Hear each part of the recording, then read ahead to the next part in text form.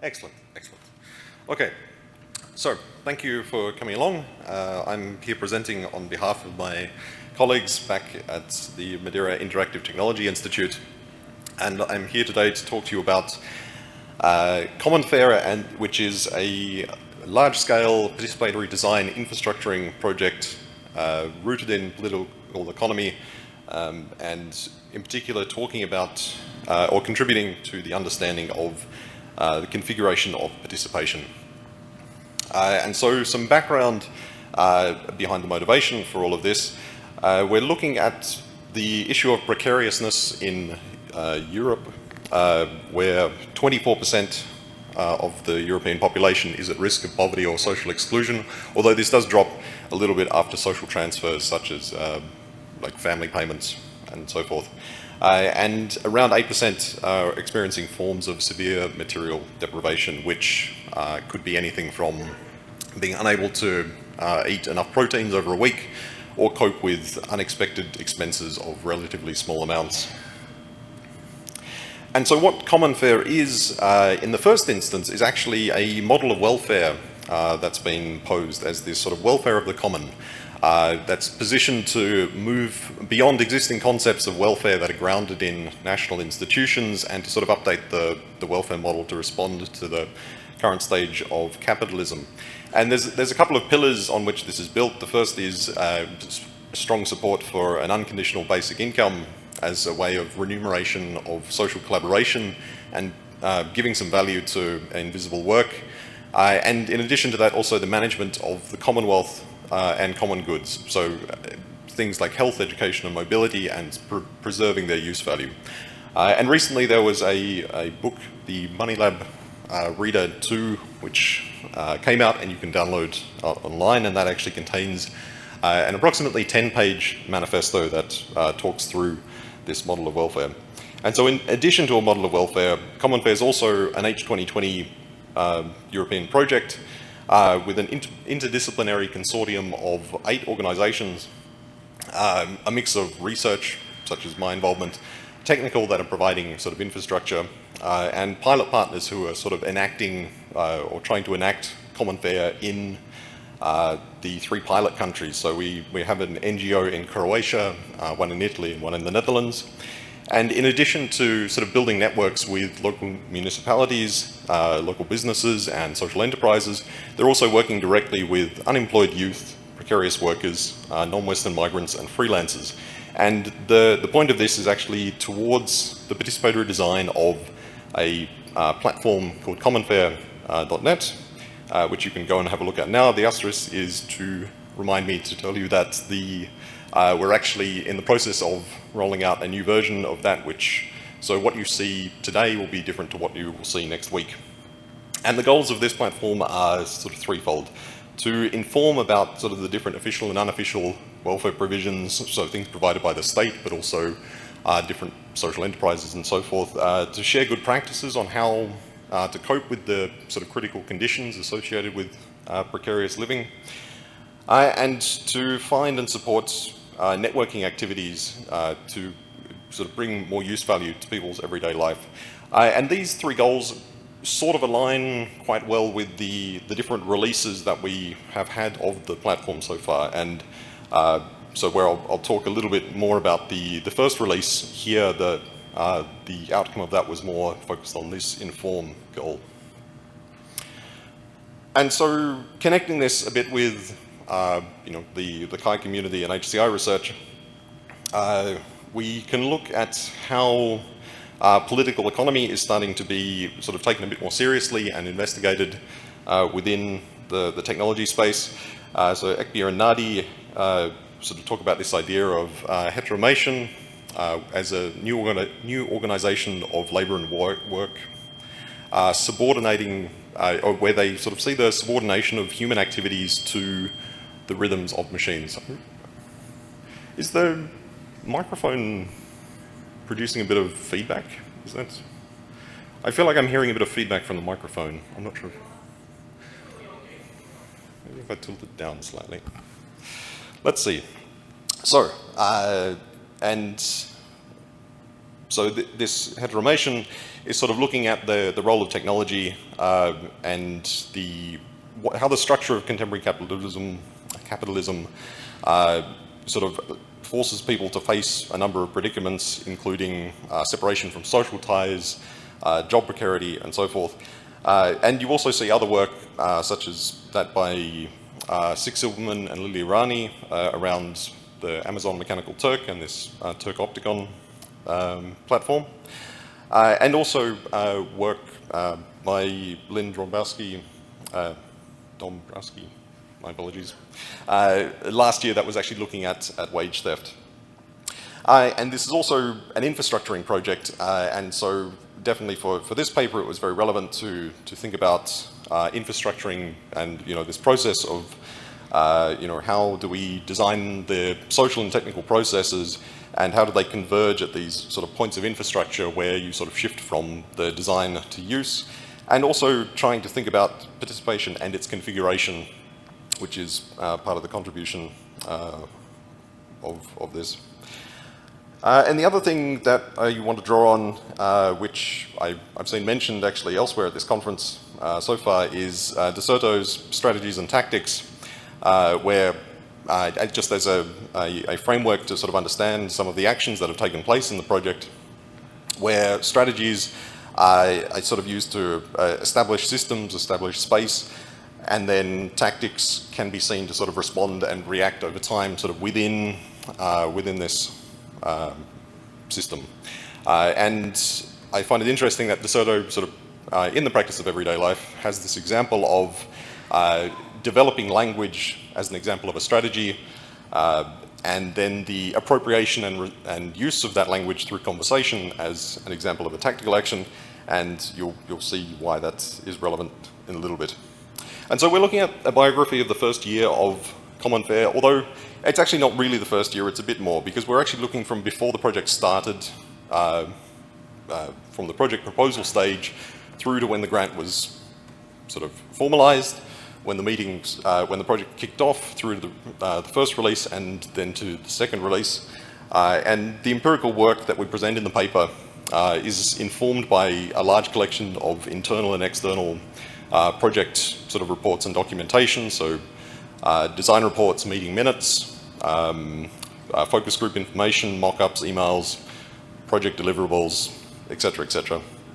And what we did was we sort of broke this down into sort of 3 episodes that we then try and sort of look at the different strategies and tactics and points of infrastructure that take place over this, and this sort of builds a little bit on work I've previously done with Susanna Bodker and colleagues in Aarhus, where we try and present it visually, and I'm not going to go through all of this today. What we're going to do is we're going to jump straight into this small little section here, which focuses on what was going on between one of the design workshops and general assemblies. This was something sort of a point of infrastructure in terms of the social and design processes of the consortium as agreed to in the grant agreement, through to when the first release happened. And so a couple of the points that went on here were a self-evaluation focus group amongst all the partners who were involved, and as a parallel activity there was a workshop with a number of Croatian participants. And one of the interesting outcomes of this, which, sorry if I jump back here, you also see the point 17, which is sort of informed a little bit by some other empirical material, is this issue of language. Sort of participants, for instance, express their dissatisfaction with the language that had been used until then to actually describe the project, because the language itself, like the vocabulary, was sort of deeply marked by the bureaucratic sort of rhetoric that is typical of institutional funding agencies, such as the European Commission. And so what I'm talking about is, the sort of labels of poor or socially excluded that are used in official statistics are actually sort of rejected by participants. And so you may have noticed that small pie logo fading in over the course of the slides. And this is actually because the project was originally called Pi News, and this is actually what the funded project is called. And this stood for poverty, lack of income, and unemployment. And it served actually as a tactical action at the time the consortium was being formed to attend to the sort of language that the European Commission was looking for and used to describe the sort of societal challenges. And so it became important to actually change the way we talk about the project, even in terms of what we call the project, to make it make more sense. The other issue, of course, is that pi has particular connotations in English as well as in other languages, whether it's translated or not. And sort of this issue of language was sort of quite relevant. The next thing was actually to introduce an internal glossary, because we found, especially from the focus group internally among the consortium members, that having a very interdisciplinary group of people who all actually have different native languages, you have a lot of this terminology which carries with it a lot of baggage and isn't necessarily reflective of what you want to communicate. And so as a way of trying to make sense of the different terms we use, we sort of set up a media wiki so that we could have a bit of a definition of what we talk about, and then also the discussion page so that we can talk through why do we use the terms that we use. And then from this, this sort of converged and forced us to sort of update the mock-ups and the design process, which then led to this sort of point of infrastructure where the first release of the software happened. And what you're seeing here are screenshots from the first release. What is currently online is the second release, and next week you will see the third release. And so what I'm trying to give you here is a little bit of a glimpse of at the tensions between the sort of bottom-up ideals that you have with participatory design projects, such as Commonfare, which are sort of tactically responding to the circumstances and how they change, and this sort of strategic space that of the project as defined by the different funding rules and expectations of the European Commission. So in a lot of bureaucratic documents, we still refer to and introduce the project as Pi News or Commonfare as associated with Pi News, but for all our interactions with the public and the platform itself, Commonfare is the name that gets used.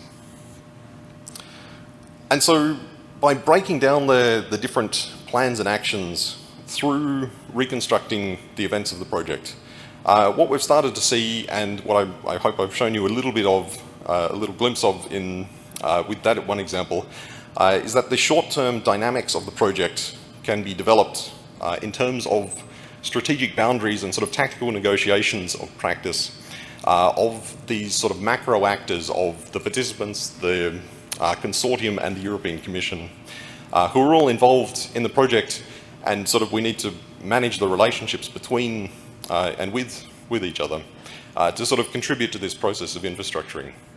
And so we want to stress that designers, in a case like Commonfare, are continuously engaging in these sort of tactical actions of appropriation by the different other actors, and be it dealing with technological artifacts or even legally binding documents, in order to make space for deviations based on the empirical work that gets done.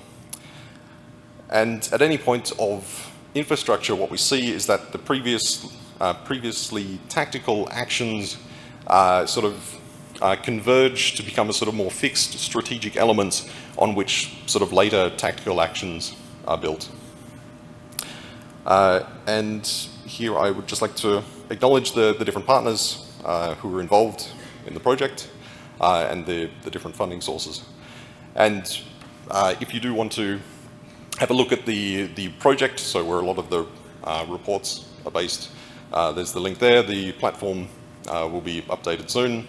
And you can download the code and possibly contribute to the code if you like. Thank you very much.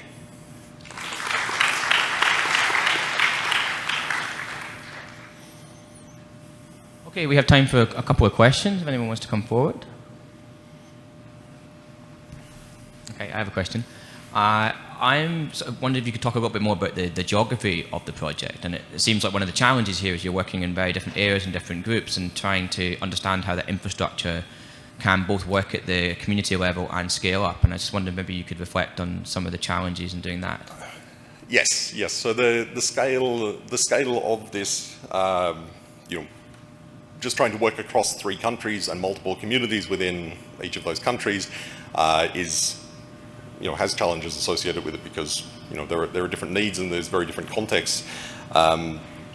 And as part of the sort of sustainability and moving forward plan for moving forward with this, the plan is actually to expand it to other countries within Europe. And trying to sort of reconcile some of the differences, and actually, so I can speak to one of the most recent examples that we've had. So before, when I referred to this, one of the pillars of Commonfare being this unconditional basic income, we're exploring in future papers the sort of role of cryptocurrencies to actually support that, and what happens when you try and provide something to people in different countries actually has very different implications, especially with regard to existing welfare provisions and what people have to sort of interact with there. And of course, you see very different levels of trust in big institutions such as the European Commission. So, for instance, Croatia, you know, being only a couple of decades out of a civil war, like the level of trust between people living in Croatia and Croatian institutions and the European Union is a very different, you know, situation to what's going on. So, I mean, I haven't really told you how we've solved this because I think it's sort of an ongoing issue that we have to deal with. But yeah, I mean, I'm happy to chat a bit more after this if you like.